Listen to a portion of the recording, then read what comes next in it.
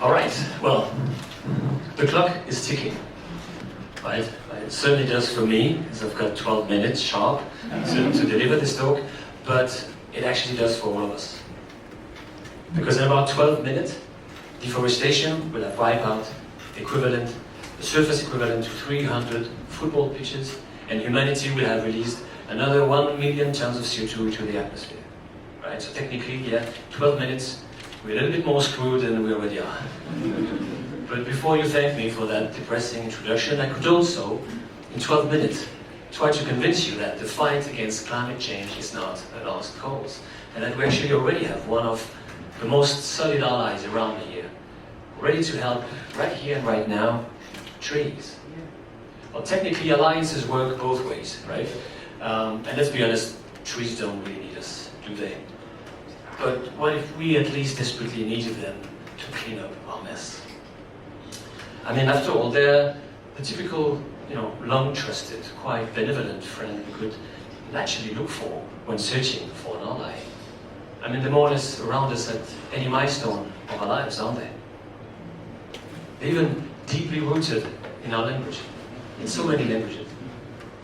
But beyond that natural inclination for tree, then we bring to the stage 3 decisive reasons why trees can play a vital role in fighting climate change and why we should all fall in love with them, if not already.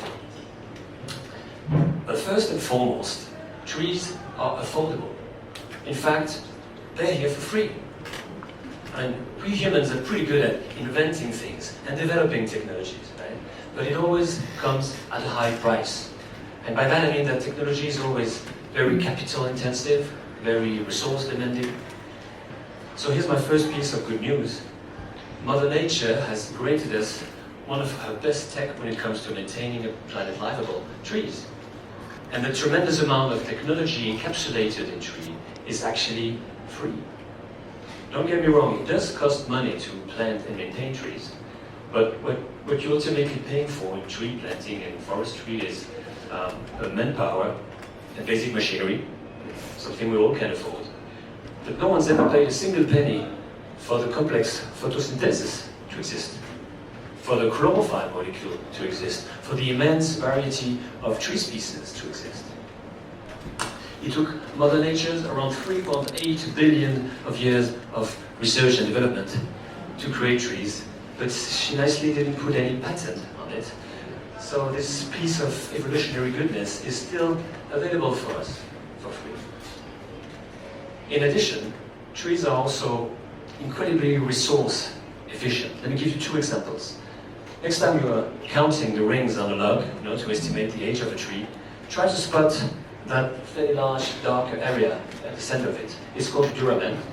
Well, the duramen is actually dead biomass. So it's the initial old trunk, you could say, that progressively died when letting the new outer layers develop around it, year after year. So in a way you could say that a growing tree is actually fossilizing on itself. And that's an amazing feature, because first, it gives the tree an incredibly solid backbone, but mainly it means that the tree doesn't need to keep its entire volume alive. Unlike us, and like most of the living beings, trees only need to deliver water, sugar, nutrients to a fairly limited part of their total volumic biomass. Isn't that just smart? Another example, for the crucial photosynthesis work, trees need to bring up water, a significant amount of water from the soil all the way up to the leaves where the photosynthesis occurs. Right? Whenever we humans need to bring water high up, like in lynx, well, we use big pumps, right, to push water upward. The water is a heavy component, and the pump always requires a huge amount of energy compared to its effect. Well, guess what? Trees are instead using a simple physical effect called a transpirational pull. It enables an adult oak tree, for example, to lift up to 100 liters of water every day during the green season, up to 25-30 meters high, with a close to zero direct energy consumption. It's pretty simple. The water that comes out of the leaves during photosynthesis creates a sort of a vacuum aspiration. and the tree is literally pulling up water from the soil. To make it even more efficient, it produces a special molecule, the xylem, that makes the water sort of more sticky, so that it's even easier to be pulled, almost like strings, by this vacuum effect. So trees are leveraging the power of a basic law of physics, and thereby save a hell lot of energy. So yes, to wrap up my first point, trees are fantastic alive because by being so affordable and so resource efficient, well, I mean, they won't cost us a fortune, and we can all afford them. That's a good start. My second point is that they're also widely spread.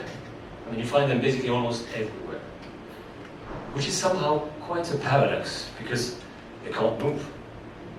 Let's reflect on that for a second.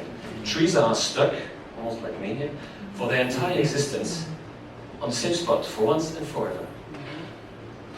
So Mother Nature has imposed on them the most challenging constraint you can possibly think of for living beings, immobility. Like the inability to move around, to look after food or water, or just simply to escape from danger. But nevertheless, they ended up turning this crazy constraint into something beneficial because it pushed them to become incredibly adaptive and versatile. And here's where I'm going with this second idea. Trees are basically available everywhere. And I mean, you see them, you see them actually thriving in very diverse conditions, all over the tropical belt, close to the planet's extremities on the boreal latitudes, and more or less anywhere in between temperate regions, even in very hot and dry areas. But they don't even need to necessarily develop into wide ecosystems with thousands or millions of specimens. They can also thrive, flourish, and literally be magnificent while completely isolated from their people. And look how they can even overcome the fiercest challenges and obstacles. Which brings me to my conclusion for this second idea. Here we are with a natural resource, available and scalable almost everywhere, which means one crucial thing. We won't have to fight each other for it. Honestly, besides religion, access to natural resources has generated most of the conflicts and war throughout human history.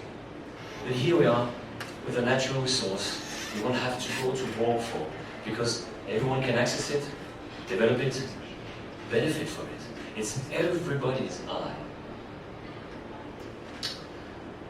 My third and last point is touching the familiar but sometimes a bit blurry concept of sustainability. This is how the UN has defined it. It's pretty clear. But I kind of prefer the way Sir David Attenborough named it. As he said, it's a lifestyle that can continue effectively forever.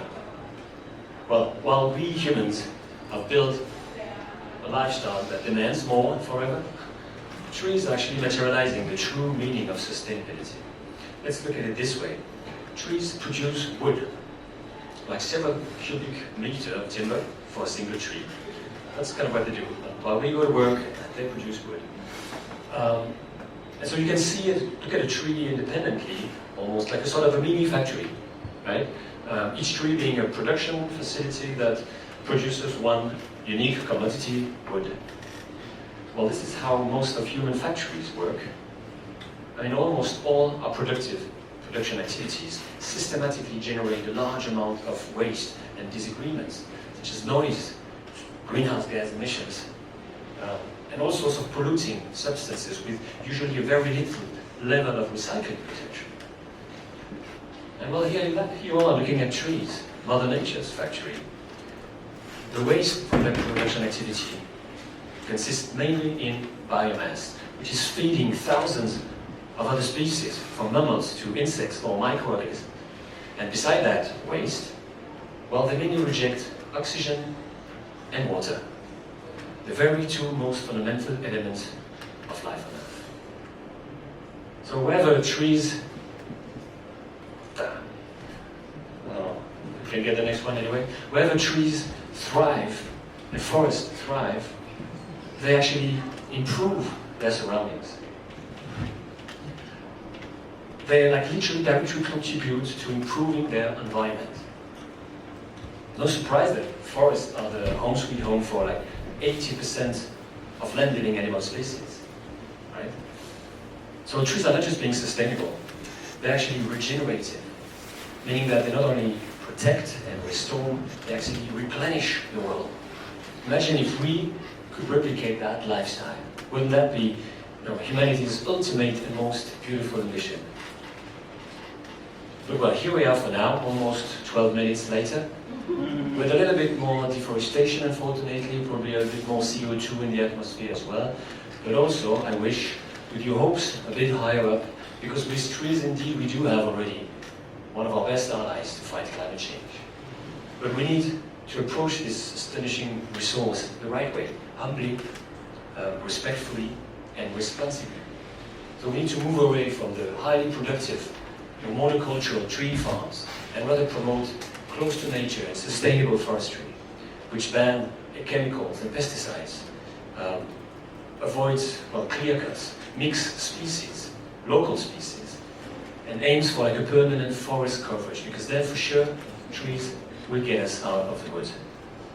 Thank you so much, and may the forest be with you.